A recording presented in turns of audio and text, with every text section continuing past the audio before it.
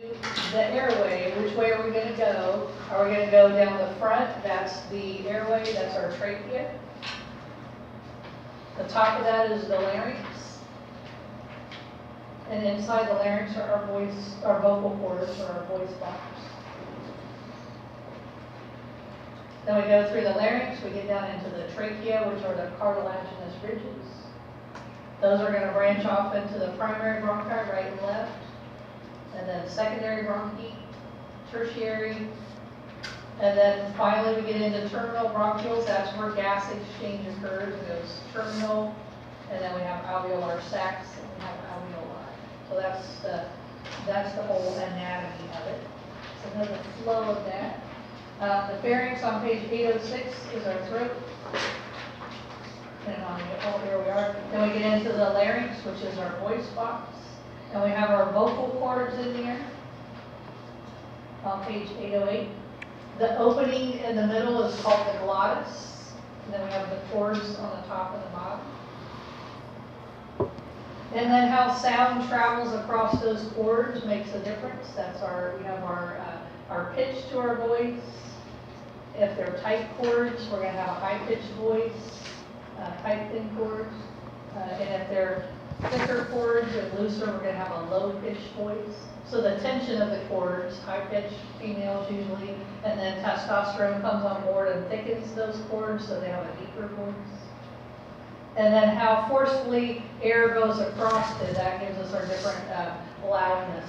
So if we're whispering, air is barely moving across, and if we're yelling, it's really forcing across, so it's going to be louder. And then we get laryngitis if we irritate our voice. We go down our trachea, the airway in the front. And we have our epiglottis that closes off so that food and liquids go down posteriorly, down the esophagus into the stomach. And then the epiglottis closes off the airway. That's all called the conducting zones. On page 811, we don't get into the respiratory zones until we get down into those terminal bronchioles. And then we go into alveolar sacs and alveoli. And then we start having gas exchange. Also on page 811 is once we're in the alveoli, those are lined with surfactant, that slippery substance in our lungs from our type 2 cells. And that keeps the alveoli from collapsing in on itself.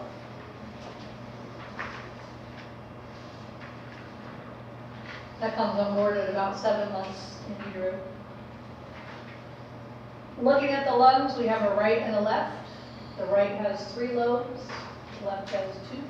And then the right bronchi is a sharper turn. So if things are going to get stuck in the lungs, they usually get stuck on the right-hand side.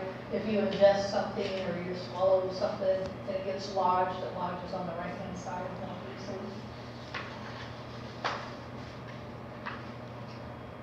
So that's our anatomy. We'll look at that in lab next week.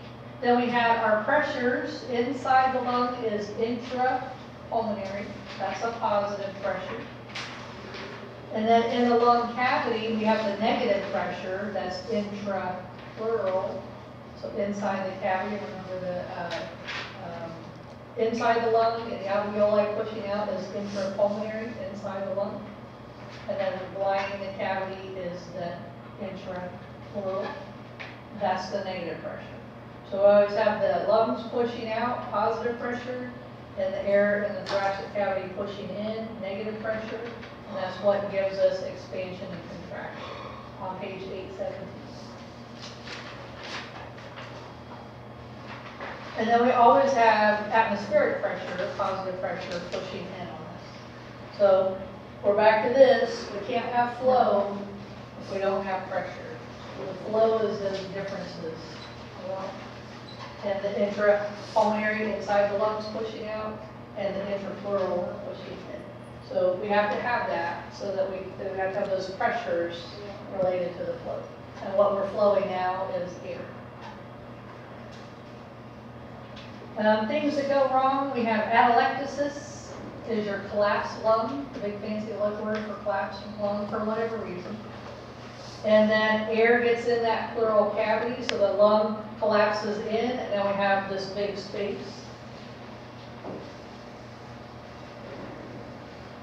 So here's our normal healthy lung. And then if it collapses in on itself, now we have all this extra space where this used to be. That's air in there, and that's pushing in further, collapsing that lung. That's your pneumothorax. So we got to pull that air out. And it might be fluid pushing it in. You might have been stabbed. You have a puncture wound. You crack a rib that punctures. For whatever reason, those are the things that happen.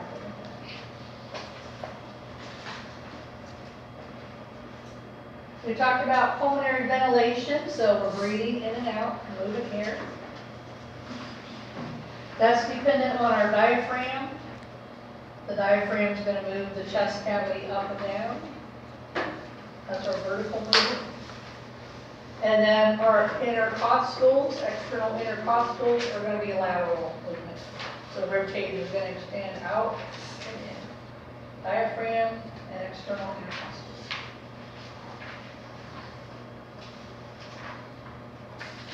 And then we talked about changes in volumes and pressure. So remember, when the cavity expands, we have more room.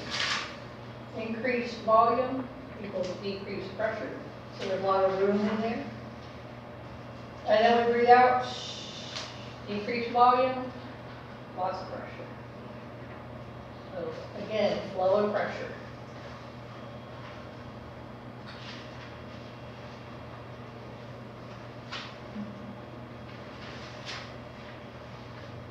On page 822, we had our volumes and capacities for breathing air. This is the way, the spirometer is the way we're going to read what's going on with our lungs, just like an EKG does the heart. Remember, normal breathing is tidal volume, air in and air out. TV, tidal volume. That should be about 500 milliliters. Then we can take a big breath in, inspiratory reserve. Take a big breath out, expiratory reserve. And then that whole thing is called vital capacity.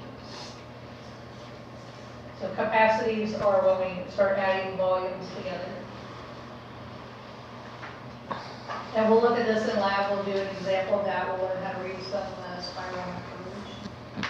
So that's called a pulmonary function test on page 823.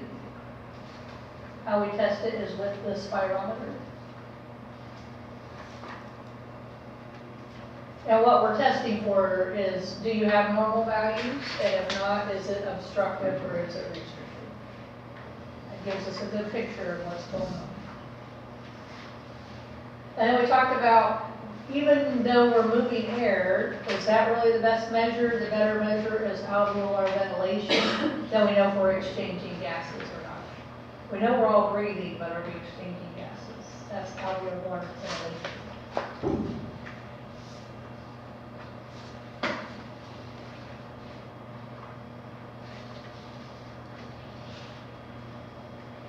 And we did two laws. We did Dalton's law and Henry's law on page 824.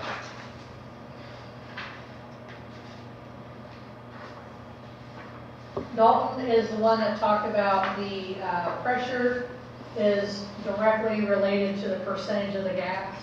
So we have oxygen, carbon dioxide, and nitrogen. That's the one dealing with the percentages, Dalton's law. We have mostly nitrogen, some oxygen. And then Henry's law is the one that says the more there is, the quicker it's going to dissolve. So that makes sense. The more there is, the more and quicker it dissolves. And then we talked about CO2 poisoning, or carbon monoxide poisoning. The reason for that is because it has such a greater affinity than oxygen, and it just crowds out oxygen.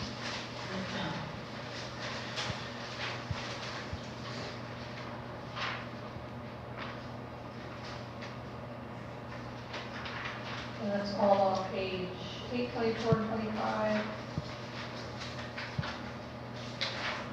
Over on 828, the transport of oxygen.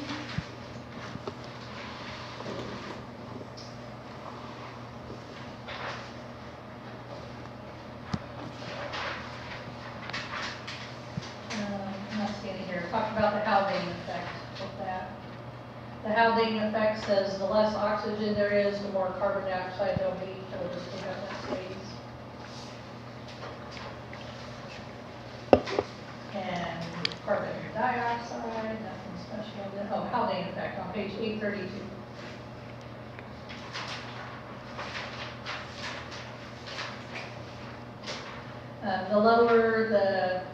The lower the oxygen and the hemoglobin saturation, the more carbon dioxide we'll have.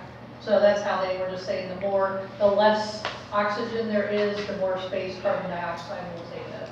And oxygen and hemoglobin are directly related because oxygen jumps on the hemoglobin. Then 832 talks about CO2 being the acid and its effects on pH. So we talked about that. Carbon dioxide acts as a buffer. We either blow it off if we're too acidic, or we hold on to it if we're too basic.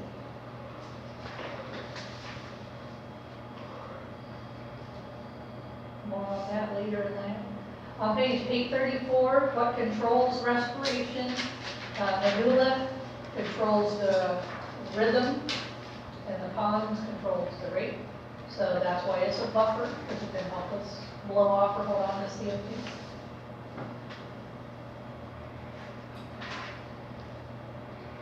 On 836, we talked about hyperventilation. We have excess CO2.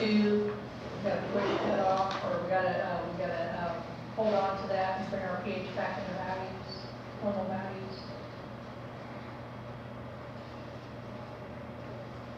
Then we got into our COPDs on page 839. Bronchitis, 840. Bronchitis, blue bloaters, emphysema, feet puckers. Asthma is a COPD that's reversible.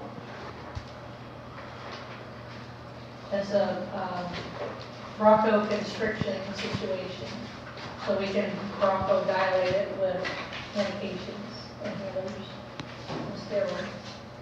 And then the last one we talked about, tuberculosis, TB, is the mycobacterium.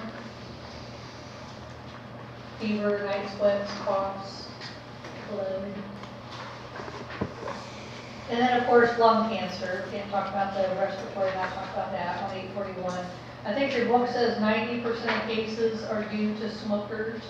Of course, you can have it and not be a smoker, but that's where the majority comes from all the irritants. And that's it for respiratory.